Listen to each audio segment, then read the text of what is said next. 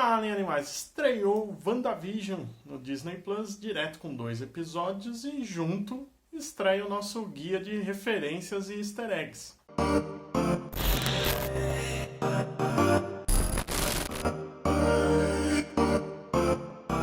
Sendo a primeira produção da fase 4 da Marvel a estrear, já vem com mudanças na vinheta do Marvel Studios, mostrando agora as cenas de Guerra Infinita e Ultimato. Lembrando que o Visão morreu em Guerra Infinita, então um dos mistérios da série é como ele voltou e talvez mais importante, como ele ainda tem a joia da mente na testa dele. Logo ao fim da vinheta, o episódio já adota o formato de TV antiga, mostrando o estilo que a série vai seguir. Cada episódio homenageando uma época das séries de TV americana, dos sitcoms, que soa bem apropriado, né? A primeira produção da Marvel Studios de verdade em formato de série ser uma homenagem às séries. Esse episódio simula as séries dos anos 50, com todo aquele estilo de comédia mais bobinha, lembrando muito I Love Lucy, por exemplo. Então não é só no formato da TV, é o modo como o pessoal se veste, a linguagem da época, trilha sonora, efeitos sonoros, tudo isso remetendo a cada episódio a uma época. A Wanda e o Visão, inexplicavelmente, até para eles, estão vivendo numa cidadezinha agora, chamada Westview,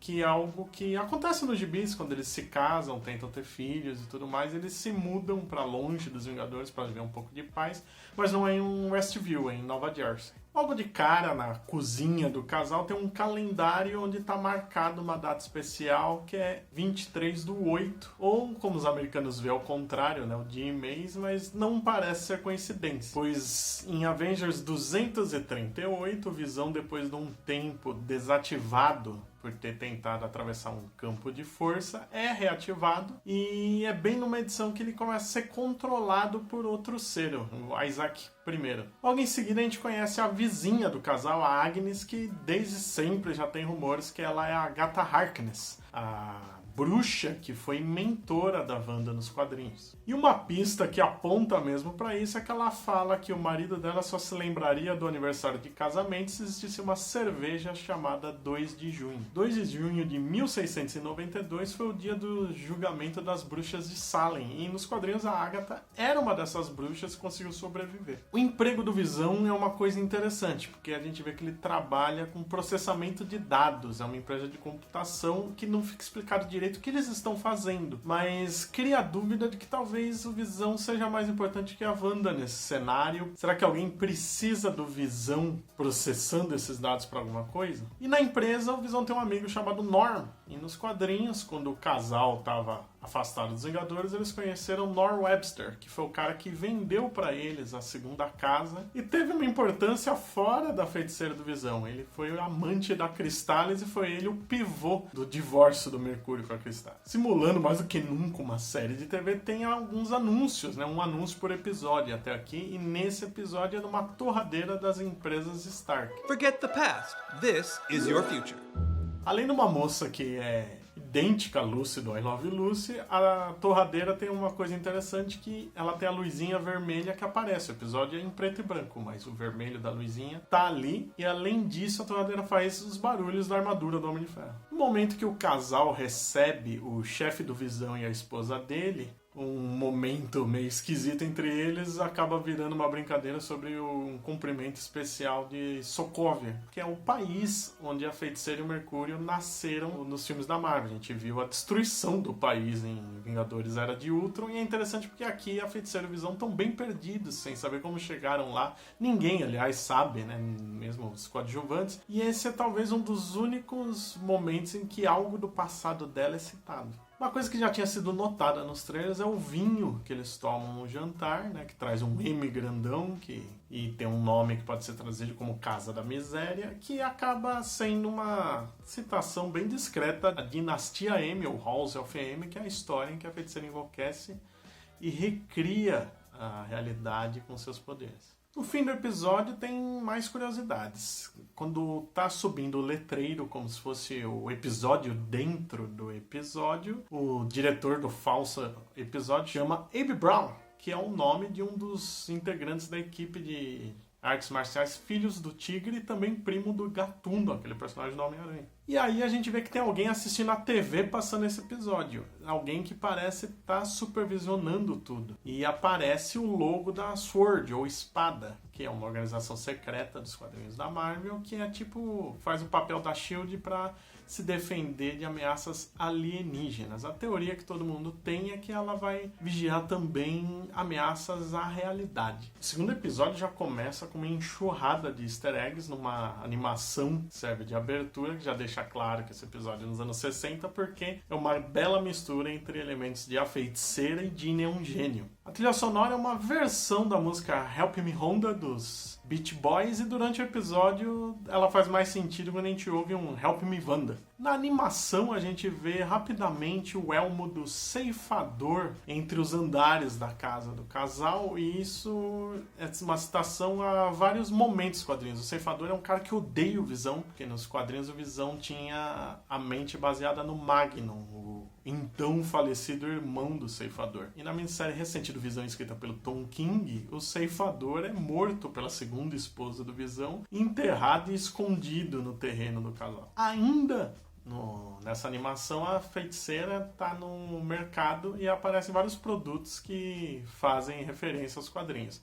O primeiro é o Wonder Oats, que é mais uma citação ao Magnum, porque em inglês ele é Wonder Man. Tem o leite Bova, que Bova é uma vaca humanoide que foi quem fez o parto da feiticeira nos quadrinhos. E por fim, Ant-Ace, que é um produto para gatos, que a gente vê um gato que lembra o Ébano, o gato da Agatha Harkness dos quadrinhos, né? E é Tia A, né, o nome do produto, que era o apelido pela qual a Agatha era tratada pelo Franklin Richards, o filho do Senhor Fantástico e da Mulher Invisível, que ela foi babá por um tempo. Fechando as citações dessa abertura, tem um vaso, parece pelo menos um vaso, um objeto na mesa, que tem um W e umas asinhas nele que remetem ao Ciclone, um herói velocista dos anos 40 que por algum tempo se acreditava ser o pai da Wanda. Logo em seguida, o casal está se preparando para um show de talentos na cidade e eles vão fazer um número de mágica usando os nomes Ilusão e Glamour. E isso é mais uma citação ao período que eles viveram afastados dos Vingadores, que eles tiveram 2 minisséries nos anos 80. E os vizinhos deles chamavam Ilusão e Glamour, que usavam os poderes mágicos para cometer crimes, mas ao mesmo tempo faziam números de mágicas para passar uma ilusão de legitimidade. Papel de parede na sala do casal, tem uma imagem da instalação da Hydra, que foi onde a Wanda e o irmão dela ganharam os poderes nos filmes dos Vingadores. Pouco depois, a Wanda acha no chão um helicóptero de brinquedo, que aparentemente é o que estava fazendo barulhos estranhos antes, né? A gente sabe que tem uma teoria de que toda essa cidadezinha, toda é exagero, porque ela é pequena, mas essa cidade é uma micro-realidade criada pela Wanda. Na hora que dá esses barulhos estranhos, parece que tem algo tentando invadir, e depois aparece o helicóptero caído no jardim, bem próximo de onde estavam tendo esses barulhos. O helicóptero, assim como a torradeira do Stark, tem cores, ele é tanto vermelho como amarelo, lembrando até o padrão de cor do Homem de Ferro. E isso lembra o filme Pleasantville, onde os 2 irmãos entram numa série dos anos 50 e conforme eles vão afetando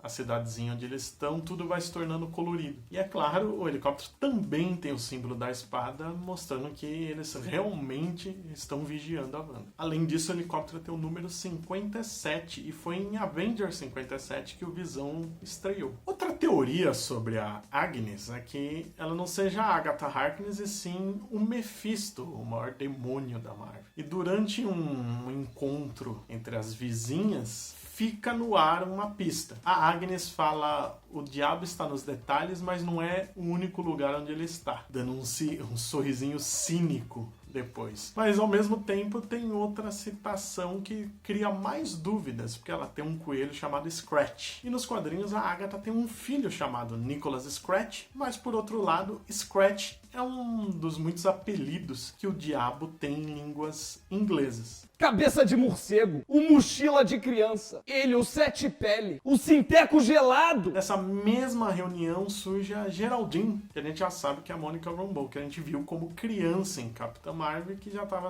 confirmada no elenco de WandaVision. O interessante é que quando mostra o começo dessa reunião, a Geraldine não está lá, ela surge do nada. Pouco depois o rádio começa a sofrer uma interferência e a gente ouve uma voz perguntando quem está fazendo aquilo com a Wanda. Parece a voz do Jimmy Woo, que é outro personagem confirmado na série, que a gente viu em Homem-Formiga e a Vespa antes, e ele estava supervisionando o Homem-Formiga, que tinha feito um trato com o governo depois dos eventos de guerra civil, estava em prisão domiciliar, e isso nos leva a crer, será que a feiticeira está prisioneira do governo e por isso que o Jimmy Woo está envolvido? E mais uma vez a cor vermelha aparece, a Dot se assusta com o que está acontecendo no rádio, antes ela demonstra parecer saber que tem algo muito errado, e aí ela quebra um copo na mão e sangra, e a gente vê o vermelho. E o vermelho faz referência, né? A feiticeira Escarlate, afinal de contas, não só pelo uniforme, mas a energia que ela manipula também é vermelha. Na propaganda desse episódio, com os mesmos atores do episódio anterior, diga-se de passagem, agora a gente vê o relógio Strucker, produzido pela Hydra. Strucker,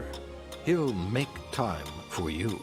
O Barão Strucker é o vilão que deu poderes para Wanda e pro Pietro em Era de Ultron, e ele era um dos líderes da Hydra. E o relógio marca 2h42, o que é mais uma citação aos quadrinhos. Em Avengers 242, o Visão, depois de um tempo agindo só como um holograma, volta a agir no seu próprio corpo, e ele e a feiticeira voltam a ser membros full-time dos Vingadores, depois de um tempo agindo um pouco afastados. Além disso, foi a edição que os Vingadores se envolveram com as Guerras Secretas. Uma coisa interessante é que esse relógio e outros que aparecem durante a série pulam o número 6, que pode ter até algum significado demoníaco, será? Ao fim do episódio, a Wanda, do nada, fica grávida, já com barriguinha, né? A gente sabe que nos quadrinhos ela teve o Billy e o Tommy. Já estava claro que isso ia acontecer na série de alguma maneira. E isso leva a várias hipóteses, porque nesse episódio a gente vê que o concurso de talentos é feito para arrecadar dinheiro para uma escola, e o pessoal fica repetindo pelas crianças, parecendo um culto maluco. Parece que a gente tá vendo o bebê de Rosemary. For the children. For the children. E aí cria mais essa alternativa. Será que tudo isso, essa realidade diferente, é para criar essas crianças? Será que tem mais alguém interessado na criação delas? E isso traz também mais suspeitas sobre a Agnes, porque nos quadrinhos a Agatha Harkness ajudou a Wanda a fazer o feitiço que criou os gêmeos dela. Afinal de contas, o Visão não tinha como se reproduzir. E mais tarde a gente descobre que os gêmeos foram criados a partir de pedaços da alma do Mephisto. E foi por isso que eles foram apagados depois, porque o Mephisto pega eles de volta. O último pedaço do episódio mostra um apicultor saindo do esgoto.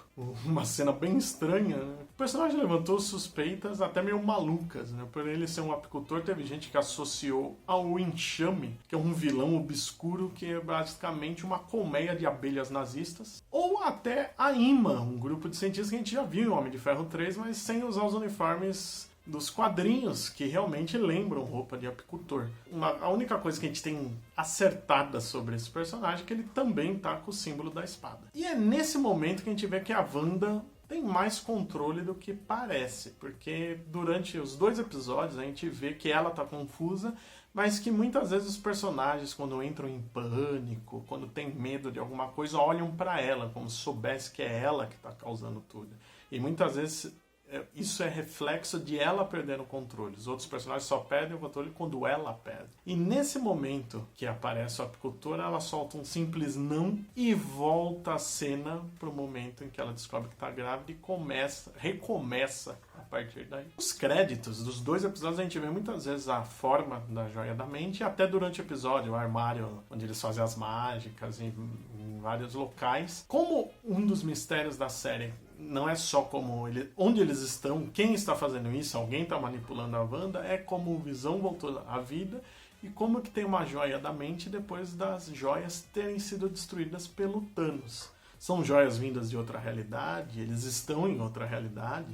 Como a gente sabe que a série vai desembocar no Doutor Estranho Multiverso da Loucura, não é uma hipótese tão maluca assim, faz até bastante sentido. Bom, é isso aí, se inscrevam no canal, deixem seus comentários, se tem alguma dúvida, notaram alguma coisa que a gente não notou? Então coloca nos comentários, compartilhe o vídeo com os amigos, clique no sininho para saber quando tem mais e até a semana que vem, quando a gente vai falar do 3º episódio.